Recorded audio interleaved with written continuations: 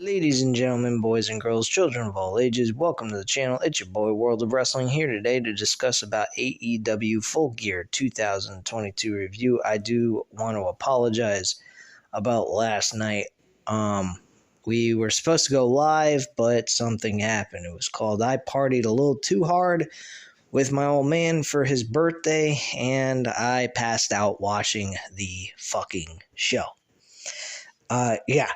That is correct, folks. I went ahead and partied a little too hard, and it made me sleepy, and I went to sleep while watching it. Never got to finish the whole entire thing, and started watching the remaining matches that I missed while I was passed out to sleep at 8 o'clock. So, I'm here today to give you guys my review and my take about this entire show. I feel like this was a very good, solid show. A lot of good matches occurred on this show. Not too much you can complain about. Straightforward. It was, I'd say, an 8 out of 10 stars for the overall event itself. I think they hit on a lot of cylinders here that were successful and were very good. I had no issues with this show whatsoever. There was a few things I will mention that kind of bugged me about it, like some of the end results, such as the TNT Championship. I think that was really fucking bullshit. But overall, everything else occurred exactly the way I thought it would, and it turned out to be pretty damn good. So let's get into it. The very first match on the card was Luchasaurus versus Jungle Boy for a steel cage match.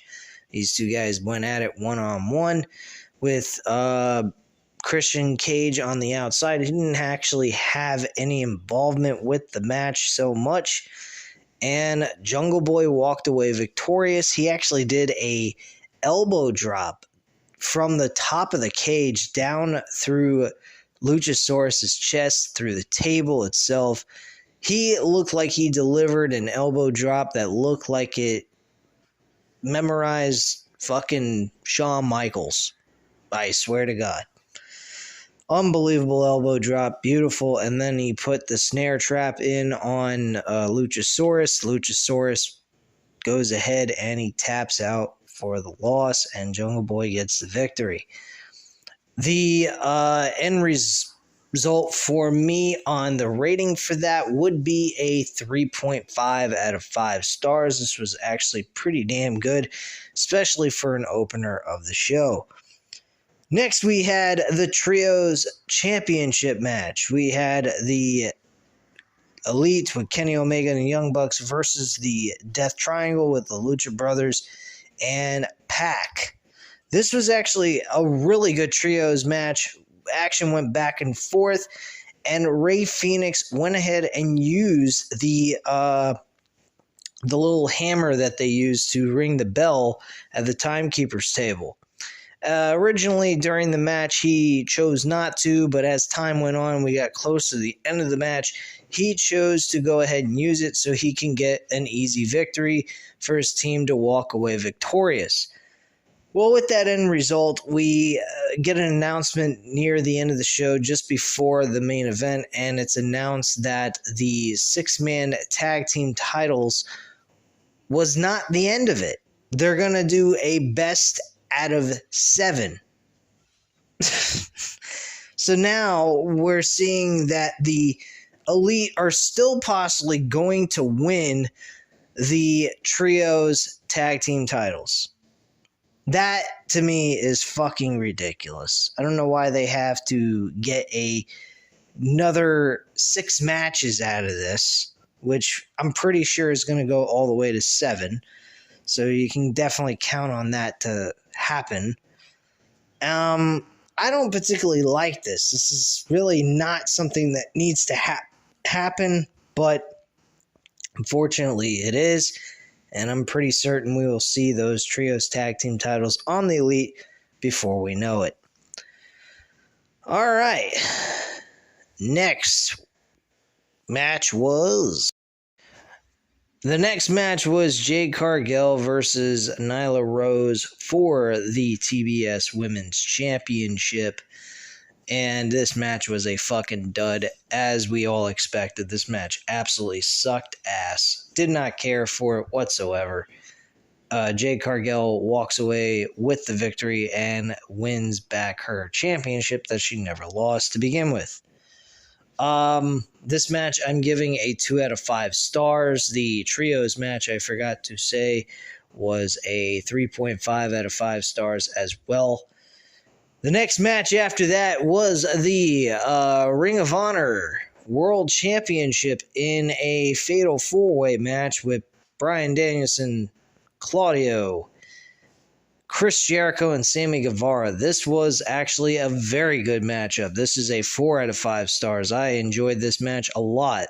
Anybody could have won this matchup. Claudio looked pretty damn good in this match. Really, really fucking good.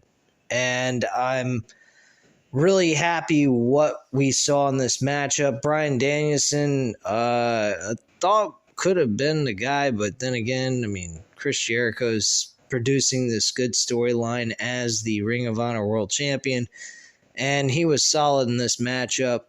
Gets the Judas effect and gets the 1, 2, 3, but on Claudio.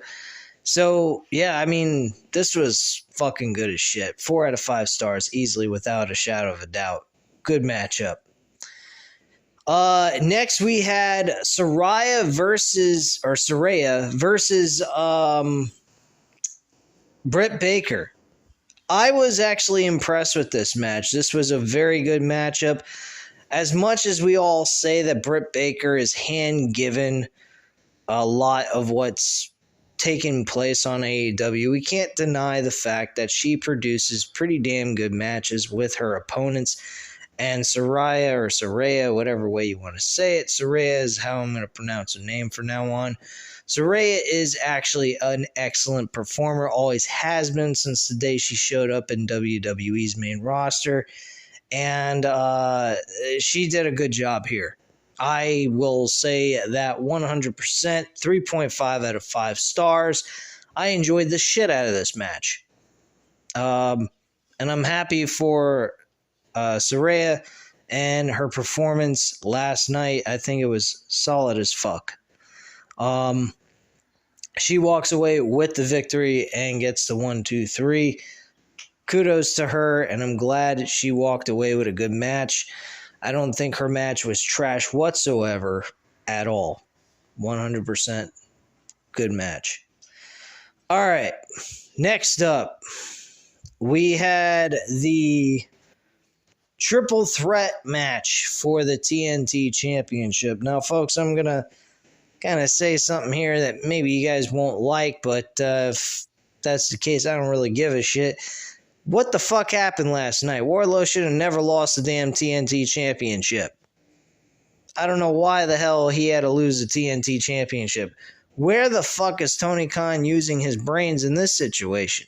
All he had to do is have Wardlow walk away retaining the TNT Championship and beating Will Hobbs in that matchup, and then leaving both champions, both Samoa Joe and Wardlow, to face off at the final battle pay-per-view at Ring of Honor show, and have them both title for title, and have Wardlow walk away with both titles, not Samoa Joe. What the fuck does Samoa Joe need to have the TNT Championship?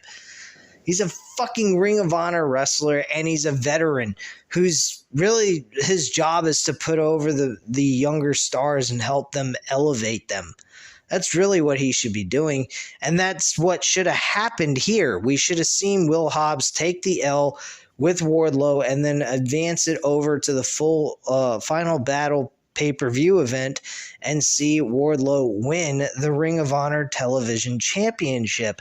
Not have him go on and lose a fucking title when he's not even the guy decided in the loss. Samoa Joe submitted Will Hobbs. I don't understand this nonsense. This was a fucking disaster. end result was a disaster. The match itself was pretty decent. I'll give it a 3 out of 5 stars. But man, what kind of fucking booking idea was this? This is fucking stupid. Now Samoa Joe's walking around with 2 titles when the person that should have the 2 titles is Wardlow. It's that fucking simple. But hey, it is what it is, I guess. I'm not going to sit here and bitch about it all night, but you guys know how I feel about it. I think it's kind of stupid, but hey, what are you going to do? Anyway, moving on here. We had the next match was actually for the interim women's championship with Toni Storm defending her title against Jamie Hayter. This was actually rather surprising, but kind of not surprising at the same time. I gotta say that Jamie Hayter walking away with this title was actually shocking, in a sense. But there was experts that were saying or rumored that she might win the championship, but I was kind of expecting Toni Storm to stay champion until Thunder Rosa came back, since she is the official world champion. But I gotta say, man, this match was fucking good as shit. Really, this was a good match. I had fun watching this. This is fucking Toni Storm was taking everything but the kitchen sink, man. This is crazy. She got knocked down several times, pinned, and kicked out of several different pin attempts until finally she was nailed by Britt Baker and then thrown into the ring for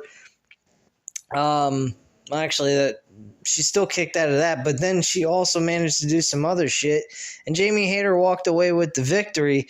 But man, Toni Storm took a fucking ass beating and still kept going. That was freaking bizarre as shit. But hey, man, I enjoyed it for what it was. Title change, not as bad as what they did with the TNT title. I think the TNT title had no business being off of Wardlow. I think they're discrediting him overall. I think what they did was fucking shit. But this, not so much. I'm not going to really say that this was a poor decision here. I think it was rather surprising. Plus, it was also really good the way they made the match. I'm going to give this match a 4 out of 5 stars, easily with no questions asked. Because of the excitement with the near pinfalls throughout most of the match. So I really don't have anything bad to say about it. Just a little surprised Toni Storm lost the championship at the end of the day. All right. So next up, we actually had a match with Sting and Darby Allin against Jay Lethal and Jeff Jarrett. My thoughts on this. This match was all over the place. It felt like I was watching a hardcore match. And then again, I don't know if I was. I don't know if this was a no-holds-barred match. I don't know what the fuck this match was. I will admit that was a little confusing, this match. I thought this was just a regular tag team match. It turned into a no-holds-barred match. You had Sting and Jeff Jarrett battling it out throughout the entire arena with the fans. You had fucking Satin Singh getting involved in the middle of the match, choke slamming both Sting and Darby Allin during this matchup. This was fucking crazy. With the referee standing there, no less, and seeing all this take place. We had guitar shots to the back of Darby Allin's back. I mean, this was insanity.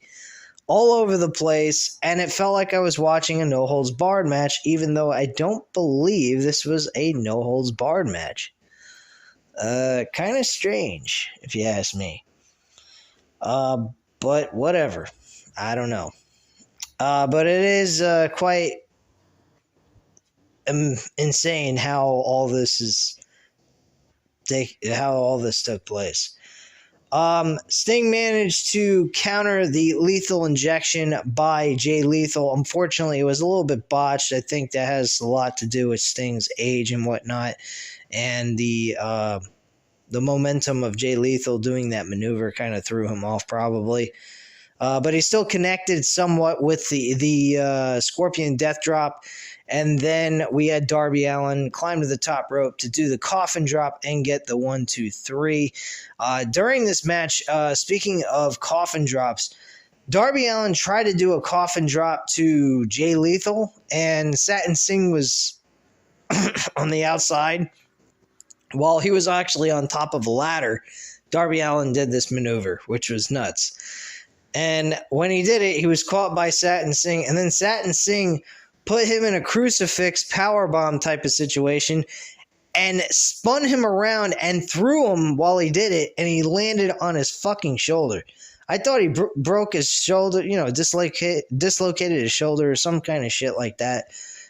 Fortunate enough, he was able to go through the entire match the way it was, and that's how that match took place. I think this match was a 3 out of 5 stars simply because of the inaccurate rules of the match. I don't know what the fuck was going on here, but for these guys to be doing all this shit, and I don't remember it being a no-holds-barred match, but if it was, I do apologize for my mistake. But unfortunately, I'm giving it a 3 out of 5 stars because this match was a little fucking ridiculous, but still good at the same time. Co-main event, we had the tag team titles for a final battle between these two teams. Keith Lee and Swerve Strickland versus The Acclaim, Max Caster and Anthony Bowens. I enjoyed this matchup for what it was. They did what they had to do here. The obvious thing was Keith Lee turning on Swerve Strickland after Swerve Strickland slapped him in the face and was trying to make him direct him and tell him what to do, and he didn't particularly like that, so he said, you know what? Fuck it, I'm out of here. And he left. And it was a 2-on-1 matchup at that point. There was like only 2 minutes left in the match that took place. And after that, the Acclaim got their finisher, tag team finisher on Swerve Strickland, and Swerve Strickland suffered the L for the team, and the Acclaim retained their tag team titles here. So good match there. Gotta say, this was a 3.5 out of 5 star match. Now, we go to the main event for the World Heavyweight Championship. This main event was really, really fucking good. Really good. I have no complaints about this match. It's exactly the way I pictured it taking place, how it was going to happen, everything else. I am extremely happy with how this whole thing went down, and I give it a 4.5 out of 5 stars. This was fucking fun as shit. And William Regal turned on Jon Moxley just the way I thought he would. And I thought he was going to take the brass knucks himself and deck Jon Moxley with it to give MJF the victory, but they kind of did a little bit of a flip on this whole situation. He basically told Jon Moxley to go check on the referee, and as Jon Moxley was doing so, he flipped him the brass knucks, and MJF connected with the power of the punch with the brass knucks on Jon Moxley to walk away victorious with the World Heavyweight Championship, and that was that. And the show ended with him doing artificial angels on the stage. I think that was fucking awesome. I think this match was really good. Action was back and forth. They told a good story here. And there's really nothing else I can say about this match. This was a solid, good, entertaining main event, and it's exactly the way I pictured it turning out to be. So, at this time, guys, you know what to do. Hit the like button if you like the video. Hit the subscribe button if you're not already subscribed to the channel. And leave a comment down below. I'll definitely get back to you on that. And I thank you guys very much for watching. And have a great night, guys. Bye.